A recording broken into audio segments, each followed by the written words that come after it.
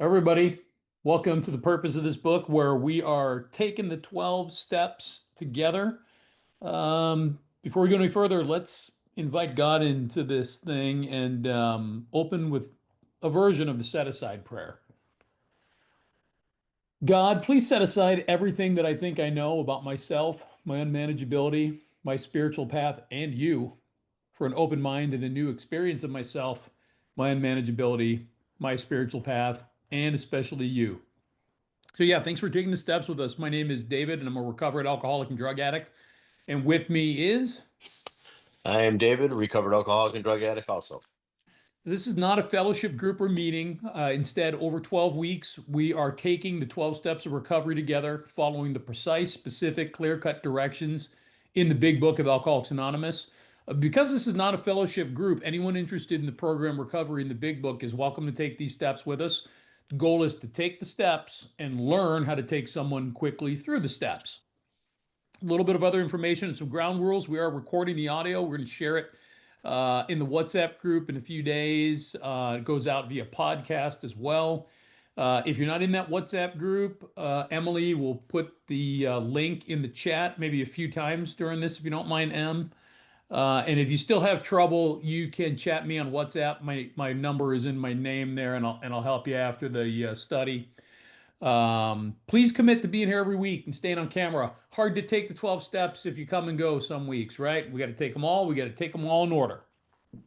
There's no attendee comment portion during the study, but we will field questions to make sure everybody understands what we're talking about. Please post those questions in the Zoom chat, and we'll try to answer them as we go or at the end or in that WhatsApp group we mentioned. It's possible if you need some extra help that David or Emily or I or some of our other recovered peers can make some time for you offline to go over some things if they're just not clicking in your head. We're not the official Big Book experts or gurus. We're just sharing our experience and our knowledge from our study of the book and the teachings of other people that we've studied with. And I mentioned our dictionary person is Emily. Wave to the crowd. There's Emily. She's going to help us with key definitions along the way. She puts those in the chat as we're coming up to them and also puts them in total at the end of the study and in the WhatsApp group. In fact, I think she already put this week's in the WhatsApp group ahead of time. So you got them. Thank you. That was great. Any of the resources we refer to, well, I shouldn't say that. Any of the many of the resources that we refer to are available at www.purposeofthisbook.com. And I just edited what I was saying there is because we refer to many things and not all of them are on that website. But when we get to step 4 next week and we start talking about worksheets, those types of things are definitely at the website, purposeofthisbook.com. Okay. All that being said, let us get into step 3. Remember, we're taking the steps here together, guys. This is not conceptual. This is not theoretical. We are doing this. So if you've never taken the steps or you've taken them a second time and you're just, making sure you're doing it out of the big book, or I think most importantly for David and I, if you're sponsoring and you need a good system to take someone through the steps quickly out of the book, this is really what these 12 weeks are intended to do. So, we are on step 3 this week. Everything open except for my book. And let me just read step 3, and then we're going to get into the content.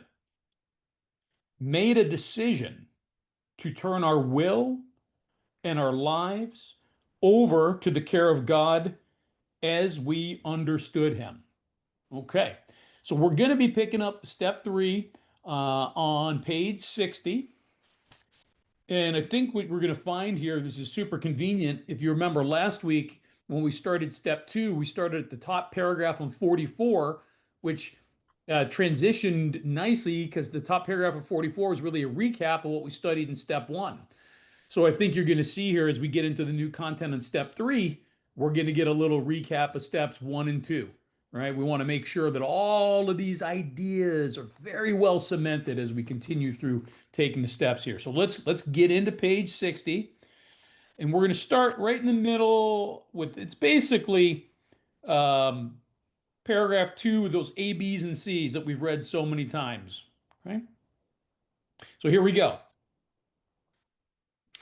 Our description of the alcoholic, the chapter to the agnostic, and our personal adventures before and after make clear 3 pertinent ideas.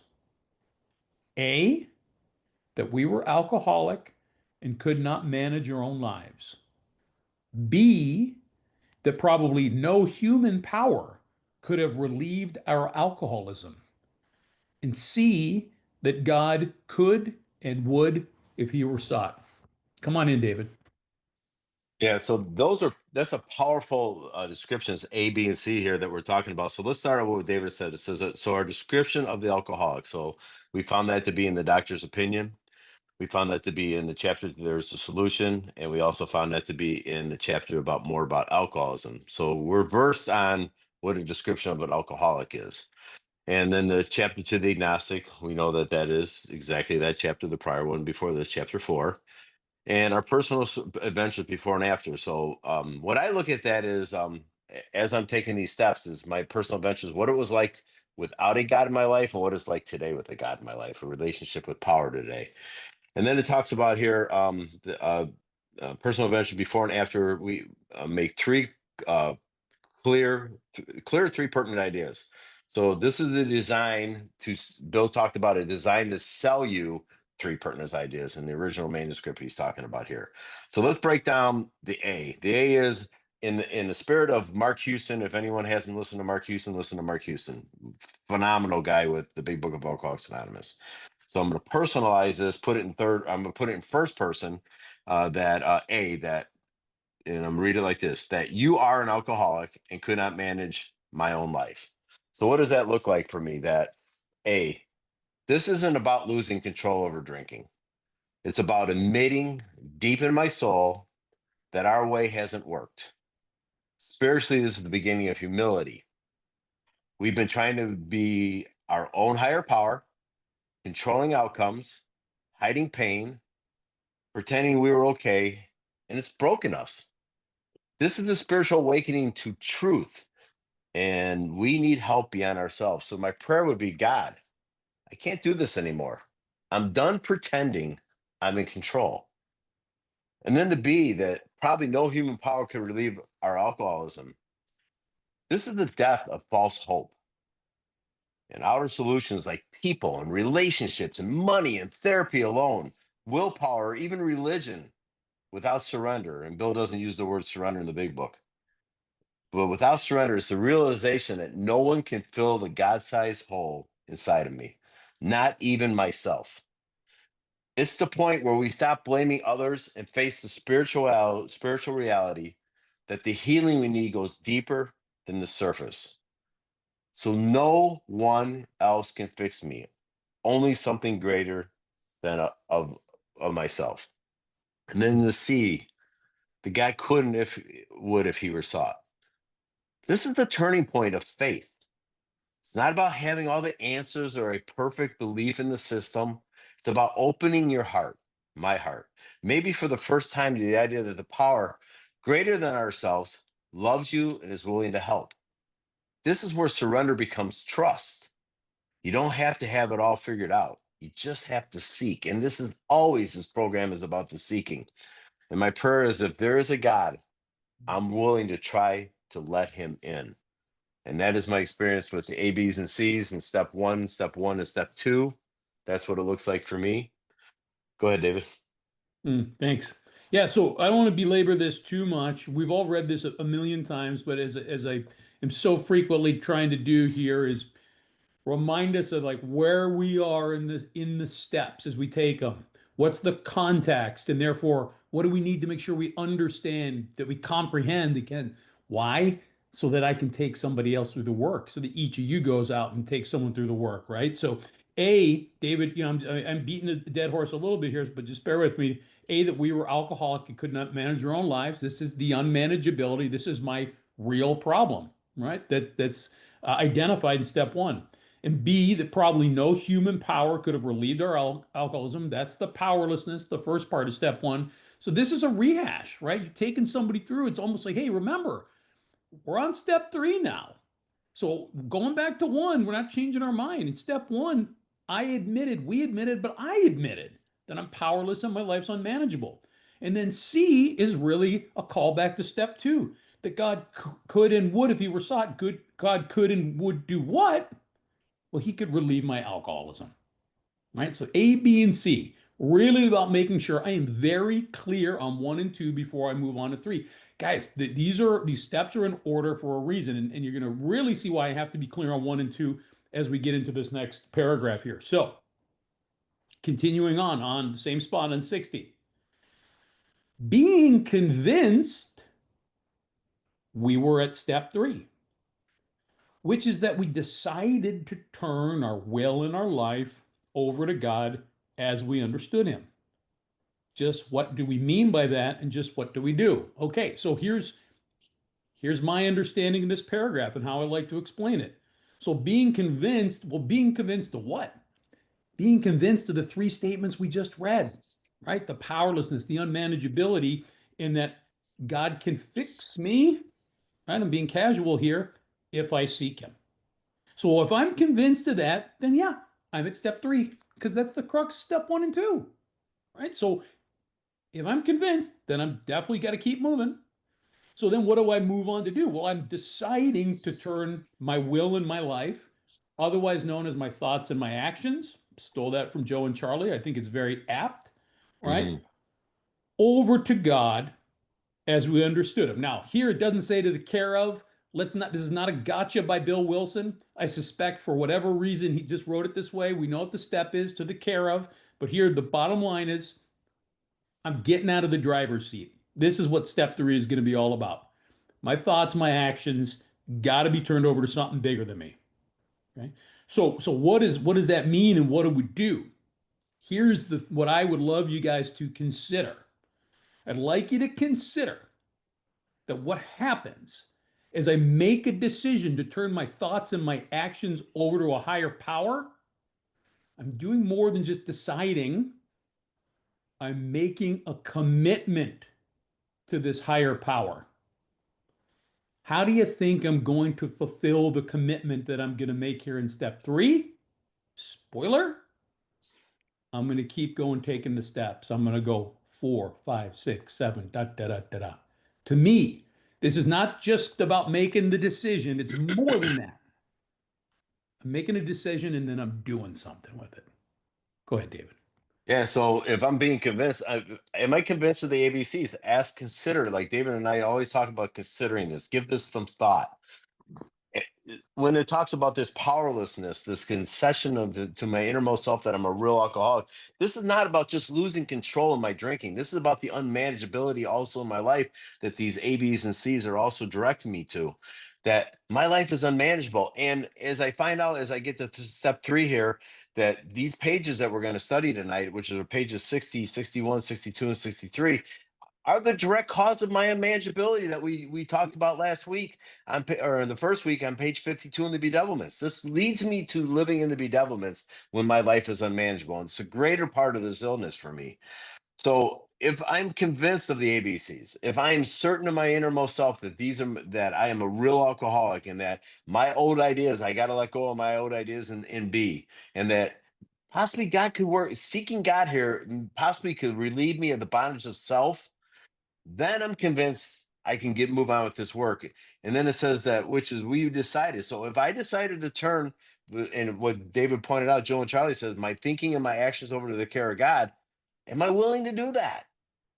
And be awake. Like there's a great philosopher that said that most people are asleep dreaming that they're awake. I lived most of my life that way. I Mm. am not that way today. I am aware and awake to the power in my life because I invite him in, and it's about the seeking, like I pointed out. So to a God of my, and I just put in here, I changed the verbiage just a little bit and put the word no. God is my no understanding.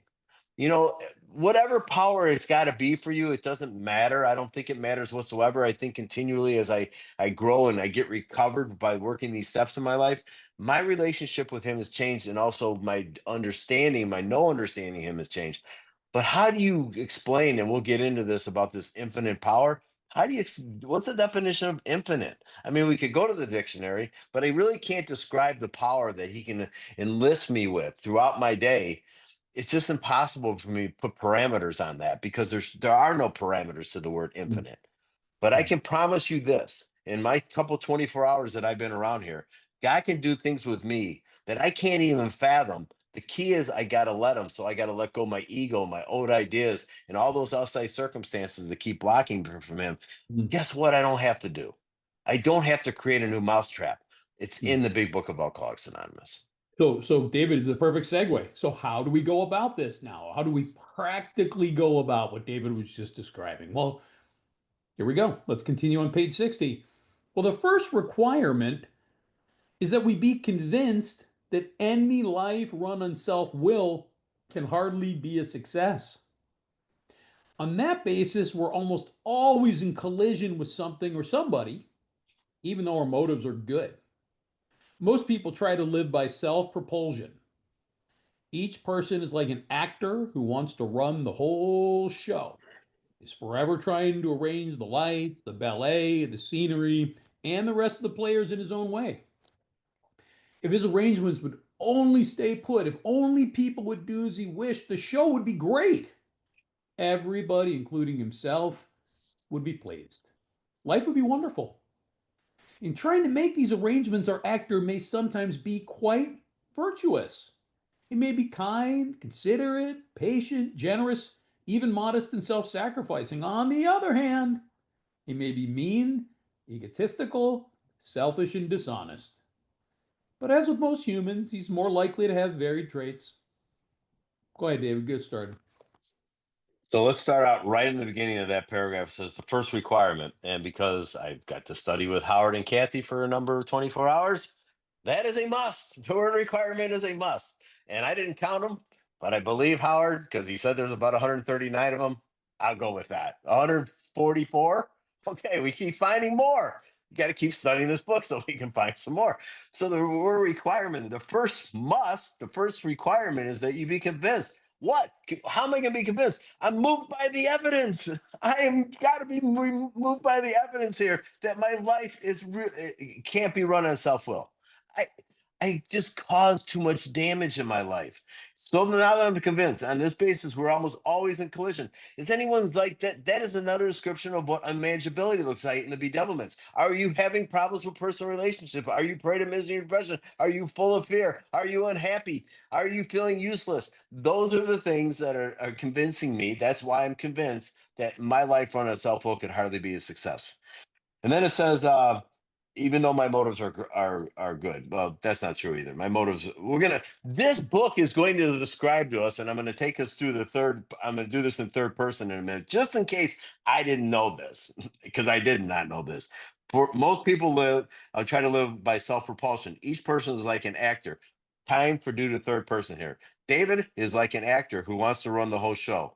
Is forever trying to arrange the ballet, the lights, the ballet, the scenery, and the rest of the players. David, in his own way, if David's arrangements would stay put, if only people would do as David wished, the Mm, show would be great.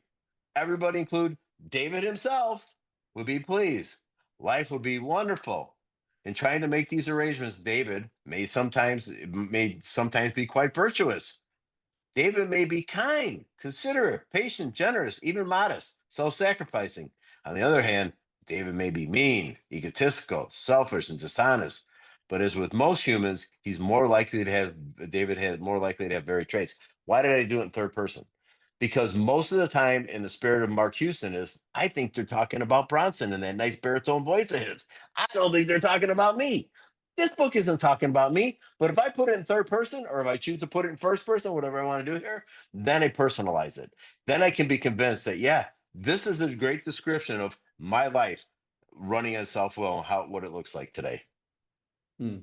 Yeah, I'll just color in this a bit more. I want to make sure we stay. There's some stuff we want to really be able to take our time on. Yeah.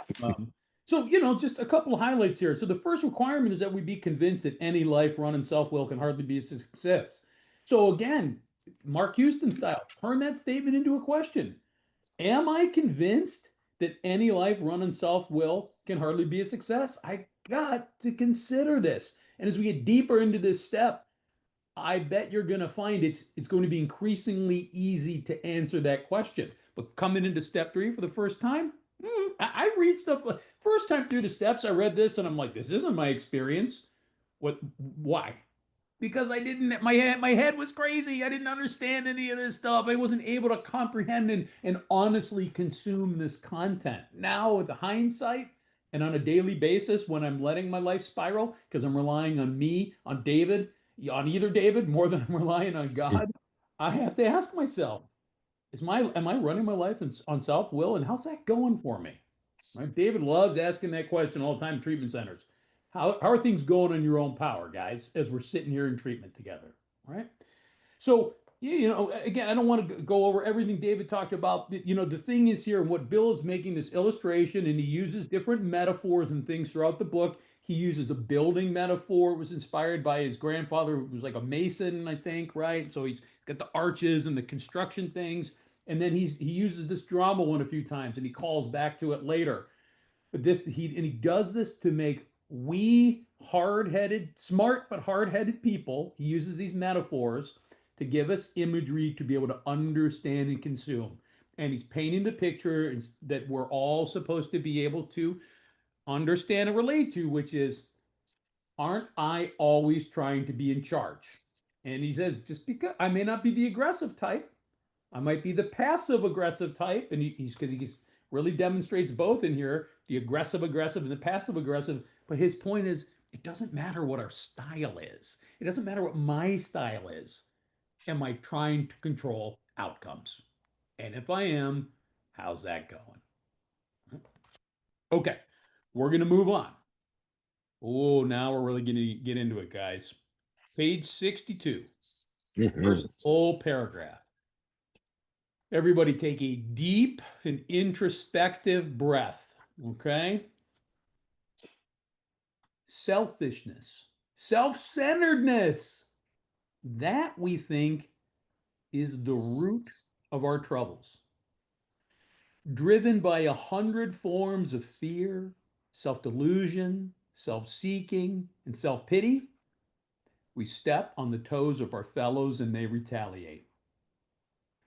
Sometimes they hurt us seemingly without provocation, but we invariably find that at some time in the past we've made decisions based on self, which later placed us in a position to be hurt. So let's just make sure we understand some of these words. And I know Em put the definitions in, but let me just talk through a little bit here, set the context, and then I'll let David come in here. So selfishness, that's all about me keeping stuff that I have, right?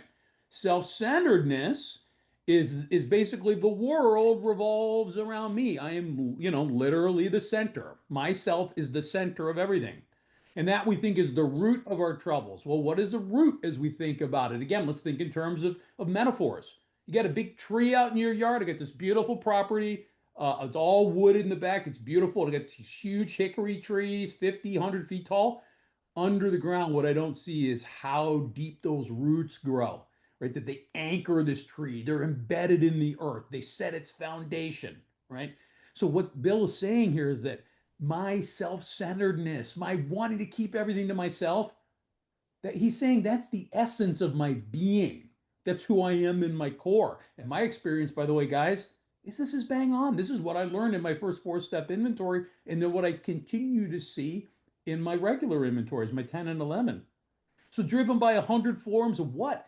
Basically driven by 100 forms of self, because as we're going to learn in the fear inventory in step 4, the fear is basically a failure of self-reliance. So 100 forms of the loss of self-reliance, of self-delusion, of self-seeking, of self-pity, all these self-driven things, right? That's what drives me. And 100 forms, is that a total 100 forms? Is it 100 to each of those? I don't know. No matter what, it's a lot. It's probably thousands, not just hundreds, right?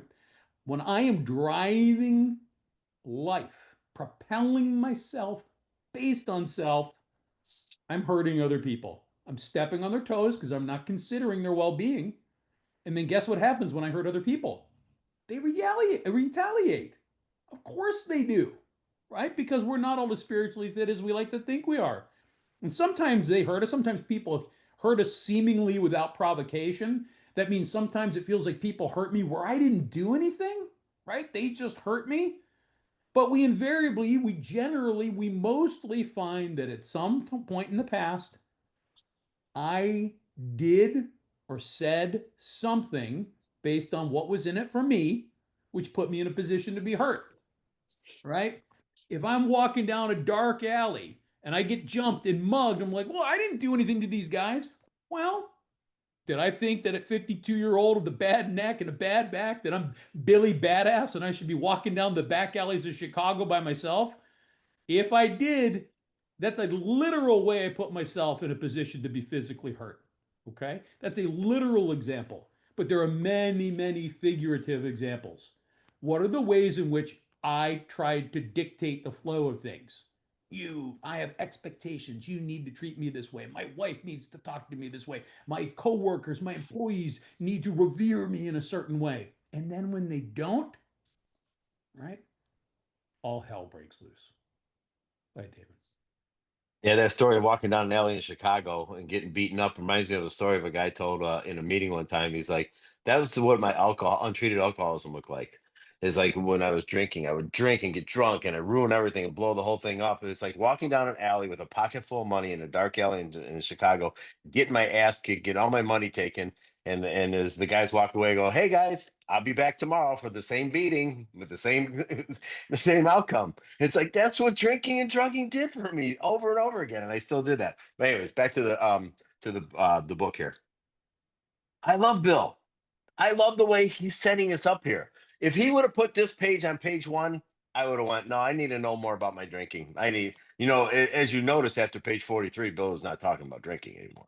He's talking about unmanageability here. He's talking about what our real problem is here. And this is my real problem. And I'm not going to beat a dead horse like David described here. But again, so today I'm got some landscapers over doing a bunch of work. I had these tall grasses in my backyard with these really deep roots, and my wife said we need to move that bush. And I said, well, I could have the landscapers do it. She goes, no, I think you could probably do it. And I put the shovel in the ground and I pushed twice, and I went, no, I don't know how deep those roots are. I'm gonna Mm, let the landscapers do it, and they are gonna do it. And the thing is, I don't know how deep my roots go either, and that's what the inventory process and step four is going to take me to. And when I share that with someone five, I'm going to find out the truth about myself in the fourth column, jumping ahead. But I like to be dramatic. And after the second sentences is driven by 100 forms of fear: self-delusion, self-seeking, self-pity. That sounds like 400 things that are blocking me from this power. That's what I like to say. Now, Bill's not saying that, but I'm saying that. I'm just saying I'm blocked by 400 things. And when you're being driven, you're not in charge of anything, right? I'm not in charge of anything at all here. And this self delusion, self seeking, and pity. And I'll give one brief story that Mark Houston talks about. The limousine comes in front of my house to pick me up, even though that's really not a thing today. Say Uber comes and picks me up in front of my house, and I get in the back seat, and the driver turns around and go, "Hi, I'm Fear, and I'm going to drive you around all day today."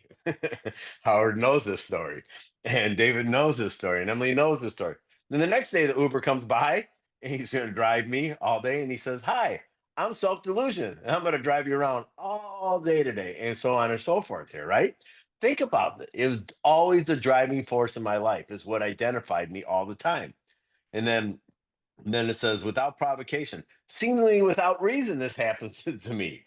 And here's what I need to know. Just like it said on page 43 of our big book, and it says, at times we have no mental defense against the first drink. I have no power over my self-centeredness either. And this book is great because Bill tells us what the problem is, tells us what the solution is, and tells us what the practical program of action is. Not in 8 or 10 or 12 pages or the next chapter over, right away. This is what he's lining up for us here. I don't even know how he put all this together in such a mm, compact form that I can actually, if I study this, can I have an understanding of what my real problem is. So that's why I'm excited. And I'm going to stop right there to mm. find out what happens next. That's all I got there. I just want to say one more thing before we read the next paragraph. Consider this, maybe make a note again as you're taking somebody through the work and we're reinforcing our spiritual malady, our unmanageability is at the core of our problem. Think about the first two sentences could have been here. The first two sentences are selfishness, self-centeredness. That we think is the root of our troubles. It could have said alcohol. That we think is the root of our troubles, right? Liquor but a symptom, right? Next paragraph. So, Mm. troubles, we think, are basically of our own making. They arise out of ourselves, and the alcoholic is an extreme example of self will run riot, though he usually doesn't think so.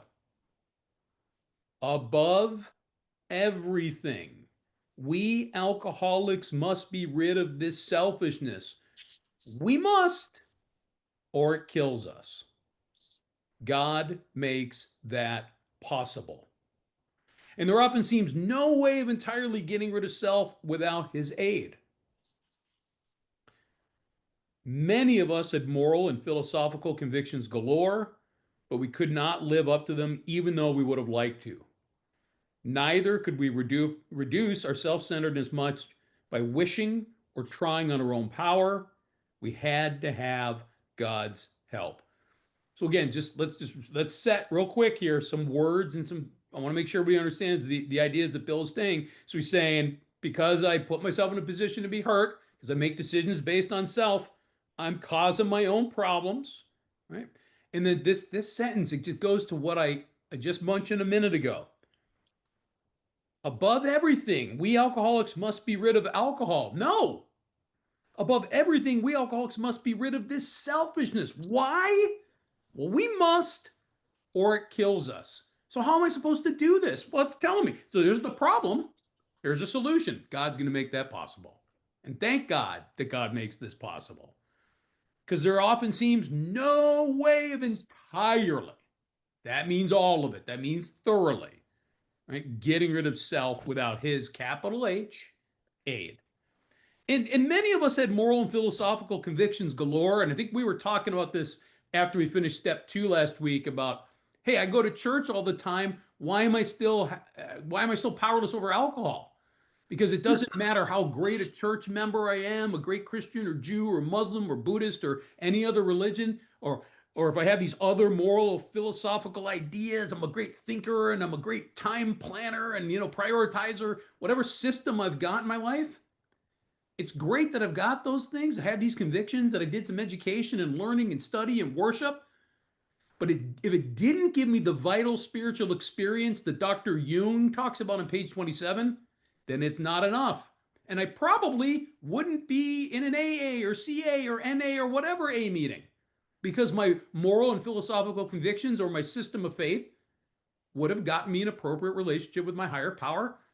I wouldn't be drinking or drugging or whatever the activity or process or intoxicant that's killing me, right? And lastly, I just can't wish this away or trying on my own power. I got to have God's help. And this goes back to one. Am I powerless? Do I really understand it, or do I still believe that I can take care of this on my own? Yeah, so this paragraph to me is like it tells me finally the truth about myself. And David and I in our past studies I've identified how many times Bill uses the word self in 3 pages.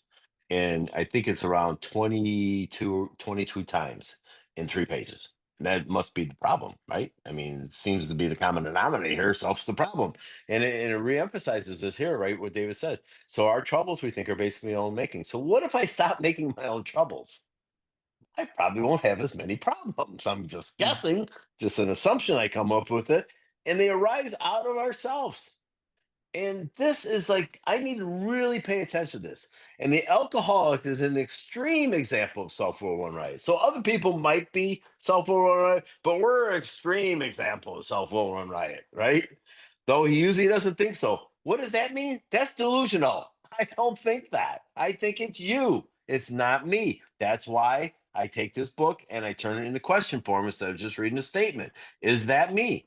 And above everything, so this is a death threat. Above everything, we alcoholics must. And it's funny because when I did the study early on with Howard and Kathy, I wrote down there's 115 musts, have tos, had tos, or synonyms of that. Now there's 144 as Howard keeps studying. And thank you for doing the work for the heavy lifting because I don't Yeah. want to. I don't want to do it. I don't want to look for them. Easier, softer, right? Yeah, I'm all about that. You do the work and pass that on to me, and I'll pass it on to someone else. So, but we must be rid of selfishness. Why? Death threat. Pay attention. There's promises in the big book. This is one of them here, and it's a negative promise. We must or it kills us. Man, Bill doesn't wait right after the exclamation point, as David pointed out. God makes that possible. Mm. I When I was going to make my drastic change in my life, I knew how I was going to pattern my life after. I was going to pattern my life after my neighbor who lived two doors down. He was loving, caring, compassionate, thoughtful. Cops were never showing up at his house, they always show up at mine. And one day I was going to make this change in my life. I really was. I thought this to myself. I'm just going to make this great change. And I'm going to pattern my life right after him. That is short lived on a spiritual basis. Only on a spiritual basis is that possible. I couldn't pull that off of my own power. And this is re-emphasizing to me that God makes this possible. Relationship with God. My life is manageable today because I have fired myself from the David's position of CEO of managing my life. It just doesn't work. I realize that. And then it says there often seems to be no way of entirely getting rid of self without his aid. His is capitalized, meaning God. And then it says many of us have moral and philosophical convictions. So that's about moral and philosophical. It just means that, the sense of right and wrong. We all have that at some point of our time. And a conviction is the wisdom. I'm not an idiot. None of us are idiots. Some of us do some dumb stuff, but we're not stupid people. But we could not live up to them, even though would have liked. So, in other words, when I was going to make that change and be just like my neighbor two doors down, I wasn't going to be able to pull that off on my own power. But I did it for like a short period of time. Just couldn't do it for a lifetime of sobriety. And then it says, neither could we reduce our self-centeredness much by wishing or trying our own power. We, there it is, another must, guys, must have God. I must have God.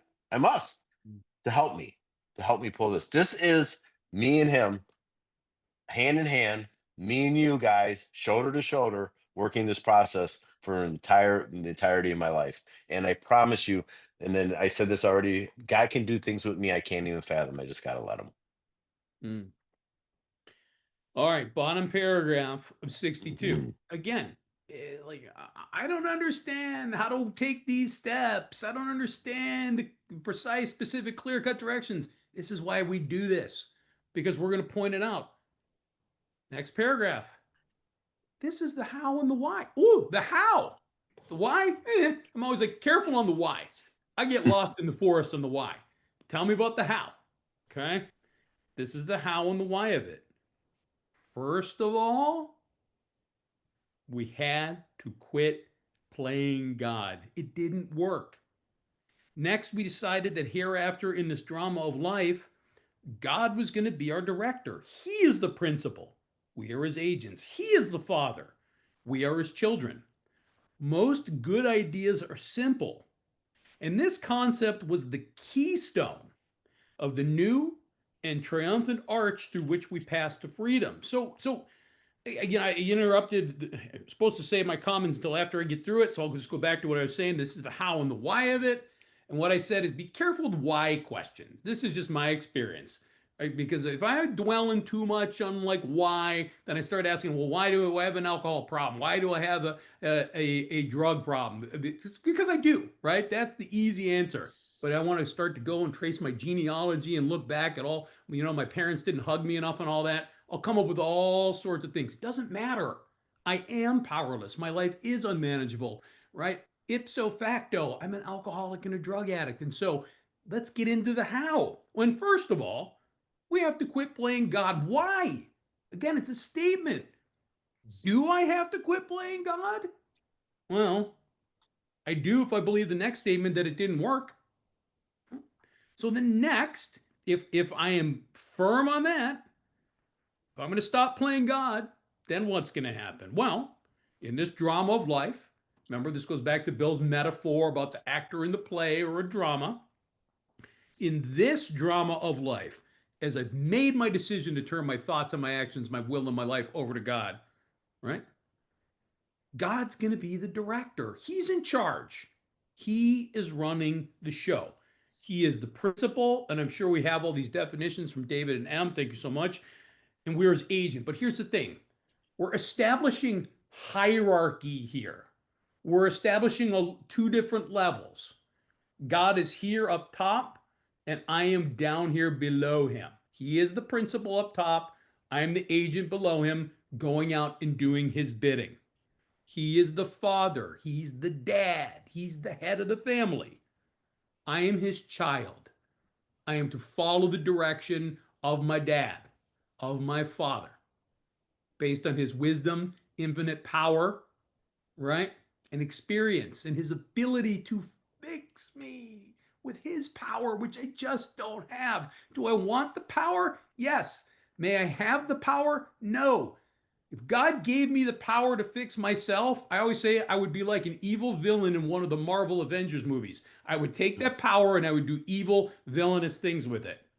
God uses his power to make me right when I align myself with him, when I act as his agent, when I humble myself to be his child. Right? This isn't, we got to be clear. And I think this is stolen from Mark Houston too. If David hasn't brought it up in the study so far, I'll bring it up now. If this was just like God fixes me, the big book would be one page, a handful of words, because you wouldn't have anything else to say.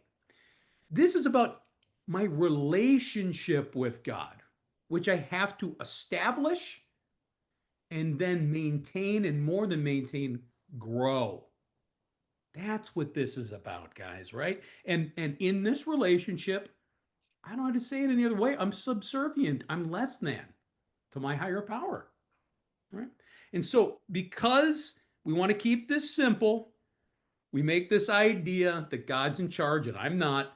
The keystone and all that David talk about this construction, or masonry analogy. But the idea is that this is allowing me, this is giving me freedom if I just adopt this mentality. I love this paragraph. So I'm doing a talk after this one somewhere, I don't know, on Zoom, and a half hour after this meeting. And I think I'm going to do it on this. I have Right. no idea what I'm going to do yet. I'm going to pray. We'll see what God has me do. And I don't know if I even have a topic, so that may change. But I love this being my problem. And I love what the solution is more than anything else. So let's go through this thing and find out. David did a great job with the how and the why. But then the next, after that period, it says, first of all. What does first of all mean? It means immediately. That's what this means. Like, don't wait, don't put the brakes on here. I'll get around to doing this. This means immediately. We had to, another must, quit playing God. That's the how of it. Why of it is because it didn't work. So that's the how, and this is the why. Next, what is next? The order of things that I'm going to do. We decided, made a decision to turn my will and my life over to the care of God. This is step three. Our thinking and my actions, according to Joe and Charlie, and I love that description. Then hereafter in this drama of life, David pointed out, this is Bill all referencing back to being the actor who's running the whole show. God is going to be our director. The definitions in the book, the reason why I come up with these directions are because I don't understand exactly what Bill's talking about. The definition that Bill gives us in the big book of Alcoholics Anonymous were started in 1937 when he started writing the book. By the time it got published in 1939 to the current moment of 2025, those definitions have changed. So I want to stay current in what Bill's talking about. So let's look up the definition of director. Who is in charge of an activity? God is going to be in charge of all my activities in my life. He's my director. Principal, first in order of importance. God is going to be number one in my life, even before my wife and my kids or my children or my job. And I always bring this up at treatment centers. It's like God first, sobriety second, not first. Not I don't put sobriety first because then I'm taking credit for it. That is not how this works. I have a relationship with power today. So God first, sobriety second, wife third, children fourth, and then job fifth. And I told those guys in the treatment center, don't run home and tell your wife that she's number three on the list. That is not what I'm telling you here. That is exactly what you're probably going to hear, but don't do that. For you, for me, God needs to be first, then my sobriety. So this principle is first in order of importance. We're his agents. Drum roll, please. This is phenomenal. I am going to be able to act on behalf of God. Did you hear what I just said? This is the definition from being an agent of God, to act upon someone else. So God is directly going to use me to be of service to him and all his kids. And I have experienced all those things in my life, not because did not come of me, it came through me as a direct result of being recovered alcoholic. Again, I didn't pull this off on my own power. He is our father. A father is a man in relationships to his natural child. God has no grandchildren, folks. We're all children of God. If I treat any of you here or anyone else that I run into across any different than a child of God, shame on me. I need to be awake to that. We're all children of God. I do need not to take your inventory unless I'm sponsoring you. Then I have that right. That's the only time I get to. They don't even get to take the inventory of the group unless we're in a business meeting. Just saying. Okay, and then it says we're children. We all know what children are. So, but most good ideas are what? They're simple. And then this concept is the relationship with the power. That's the concept here of the keystone of the new and triumphant arch, which through which we pass to freedom. Keystone, a central stone at the summit of an arch, locking the whole thing together. That's the keystone. So remember, Bill talks about a foundation in step one.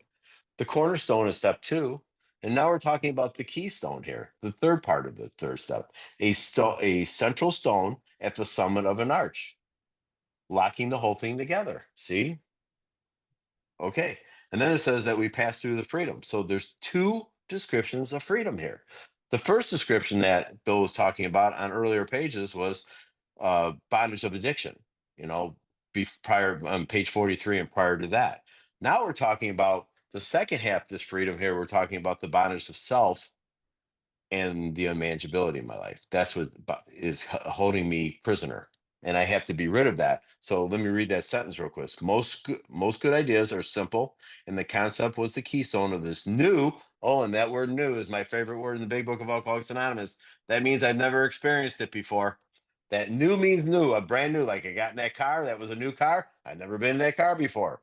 New relationship, new Big Book meeting, new topic discussion meeting, new relationship, new, never had that experience before.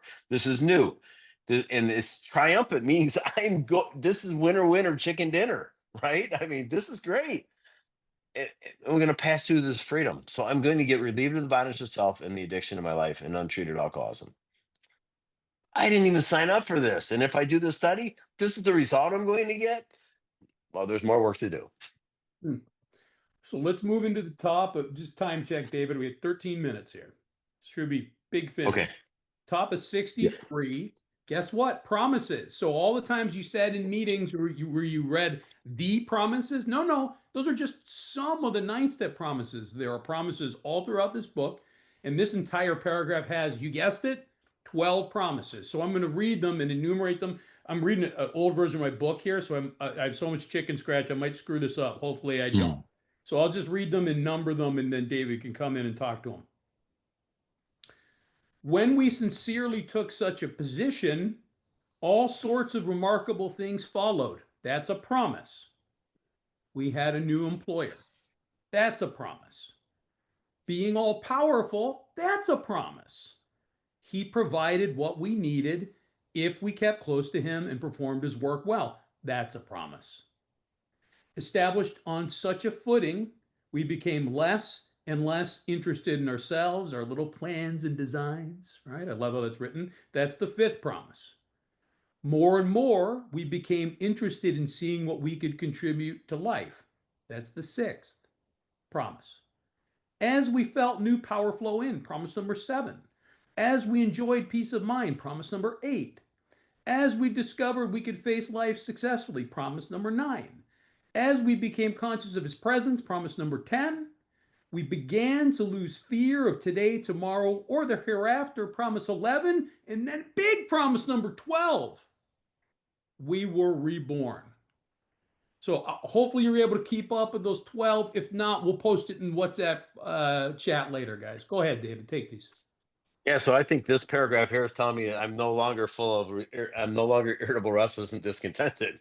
I think that's really what it's kind of telling me here, and what Dr. Pena talked about. So when we sincerely, so I need to highlight the word sincerely here, took such a position. What is my position? My position is that I made a decision to have a relationship with power. That is my decision, that he's going to be my director. He is going to be my principal. I'm going to be his agent. He's going to be my father, and I'm going to be his child. That is the position that I've taken. And all sorts of remarkable things happen. Now again, I'm going to take this thing and I'm going to take it and turn it into questions, or I'm going to put it in third person. I'm going to read it so I can personalize this thing. And it says, David, you had a new employer, another definition of God because it's capitalized. And again, being all powerful. And I don't know what Bill's fascination with the number 12 is, other than the fact that when he wrote the 12 steps, he thought, well, there's 12 disciples.